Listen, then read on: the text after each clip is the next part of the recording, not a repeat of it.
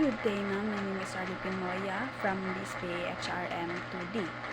So, my topic is all about income tax, SIMS, accounting periods, and method and reporting. So, first is income taxation SIMS or under the NIRC. So, there are two main types of taxation SIMS. These are mutually exclusive, meaning a specific item of income can only be taxed under the one SIM. First is a final income taxation. Final income taxations is for passive income. Taxes are withheld at source and are considered final. So, halimbawa nito ay interest sa bangko, royalties, and dividends.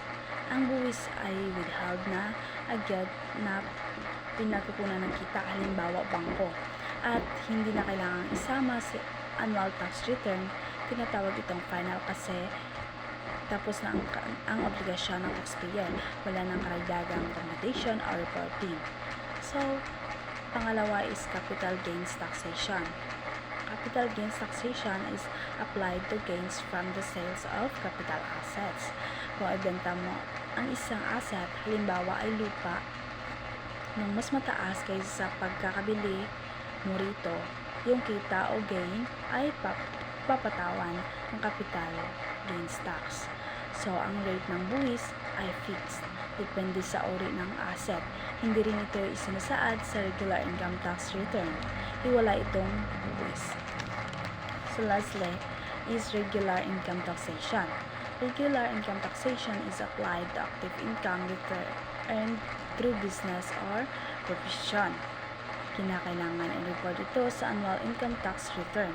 Ginagamitan ito ng graduated tax rates o kaya 8% flat rate kung qualified.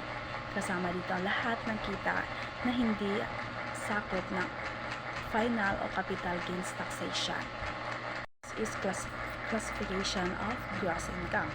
So based on the tax SIMS applied, gross income is classified as first is income subject to final tax. So ito po yung for passive income. So, second is income subject to capital gains tax. Ito naman po yung for sale of capital assets. So, number 3 naman is income subject to regular tax. Ito naman yung for active income. So, passive income versus active income.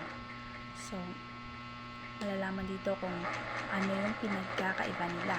So, yung passive income is ang final tax or kita na hindi mo pinaghihirapan araw-araw. Samantala naman ang active income is regular tax. Kita na pinaghihirapan mo gamit oras, lakas o serbisyo. Let's proceed to the accounting periods.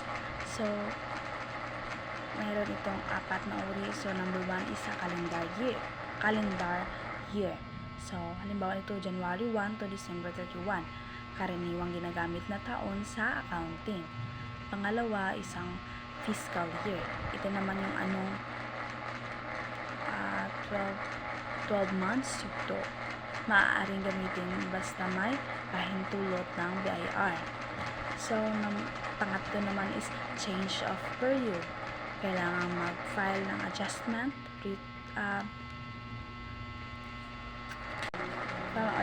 return. Kailangan ng BIR approval kung magpapalit ng taon.